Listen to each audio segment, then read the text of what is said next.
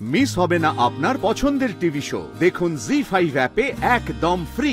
অনির্বাণ, তুমি বুঝতে পারছো না, আমি যেটা বলছি সেটা কিন্তু জেদের কথা নয়, একটু আত্মসম্মানের কথা। আমি চাই না অনির্বাণ তুমি আমাকে প্রত্যেকদিন অফিসে ছেড়ে দিয়ে আসো, নিয়ে আসো, তোমার গাড়িতে করে যাতায়াত করতে চাই না আমি। আর আমি পরনির্ভরশীল হতে চাই না। আমি আজকে একটু আগে বেরিয়েছিলাম, আমার অফিসের একটা কাগজ ড্রপ করার ছিল একটা জায়গায়। তুমি এখানেও আমাকে নিতে চলে এসেছো। তুমি আমার অফিসের বাইরে এসে দাঁড়িয়ে আছো। আমি কিন্তু জানি না তুমি কতক্ষণ ধরে এখানে অপেক্ষা করছো দাঁড়িয়ে। আমার তো খারাপ লাগে বলো তোমাকে এখানে অপেক্ষা করতে দেখে। প্রায় আমি চিরকালই তোমার দরজায় ভিখারি হয়ে দাঁড়িয়ে আছি। বিয়ের আগেও ছিলাম আর এখনো আছি। আমার তোমাকে কেন পছন্দ হয়েছে জানো রাই? তোমার আত্মসম্মান দেখে, তোমার আত্মবিশ্বাস দেখে আমার সত্যি তোমাকে খুব পছন্দ হয়েছিল। আমি কিন্তু কোনোদিনও তোমাকে হার্ট করতে চাইনি রাই, নেভার। আজ আমি এখানে এসেছি আমার আমার নিজের তাগিদে রাই, আমার ভালোবাসার টানে। তোমার মুখে হাসির ওই একটা ঝলক দেখবো দেখে আমি ছুটে এসেছি রাই। রাই, আমাকে একটা সত্যি কথা বলো তো, আমাকে এভাবে তোমার অফিসের বাইরে হুট করে দেখে তোমার হৃৎপিণ্ড লাফিয়ে ওঠেনি? আমাকে এখানে দেখে তোমার ভালো লাগেনি রাই? বড্ড বেশি ড্রামাটিক হয়ে যাচ্ছ। তোমাকে দেখে অখুশি হব কেন?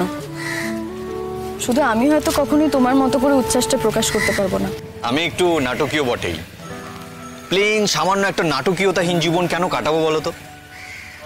আসলে আমার তোমাকে না খুব দেখতে ইচ্ছে করছিল, তোমার কাছে আসতে ইচ্ছে করছিল, তাই ফোন করে জেনে নিলাম তুমি কখন বেরোচ্ছ। শুনলাম আজ তুমি তাড়াতাড়ি বেরিয়ে যাচ্ছ, তাই ছুটে চলে এলাম তোমার কাছে। রাইট, আমাদের দুজনের জীবন অনন্তকাল ধরে চলার নয়, খুবই সামান্য কয়েকটা দিনের জীবন।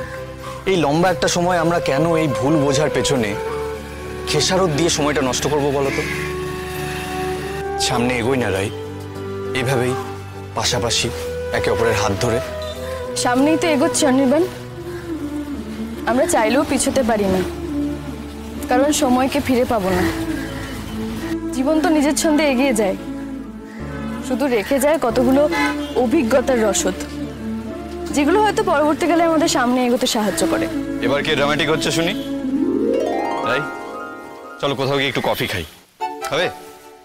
আমাকে এখান থেকে কিন্তু একটু বাড়ি যেতে হবে। মা ফোন করেছিল, দাদা ভাইয়ের কিছু ওষুধ দরকার। বেশ, তো আমিও যাবো তোমার সাথে। না। আচ্ছা রাই, আমরা আগে গিয়ে কোথাও কফি খাই, তারপর আমি তোমাকে বাড়িতে ড্রপ করে দিচ্ছি। প্লিজ এটাতে না বলো না। বেশ। আমার কি মনে হচ্ছে জানো মহতরমা, এই নাচিজের মনে হচ্ছে এমনই, ঠিক এভাবেই একটু একটু করে ধীরে ধীরে আপনি আবার আমার প্রেমে পড়বেন, আপনি আবার আমাকে আগের মতন ভালোবাসবেন, আমরা দুজন একসাথে সুখের সংসার করব, and then we will live happily ever after. তাই? দেখবে তোমার আমার প্রতি হারিয়ে যাওয়া ভালোবাসা, মান, অভিমান, এই সব আমি একটু একটু করে একদিন ঠিক ফিরিয়ে আনবো। তুমি দেখো, ওই একটা গান আছে না, হাল ছেড়ো না বন্ধু বরং কণ্ঠ ছাড়ো জোরে, ওই গানটার মতো। শুনবে? জি5 ডাউনলোড করুন আর সব এপিসোড দেখুন একদম ফ্রি।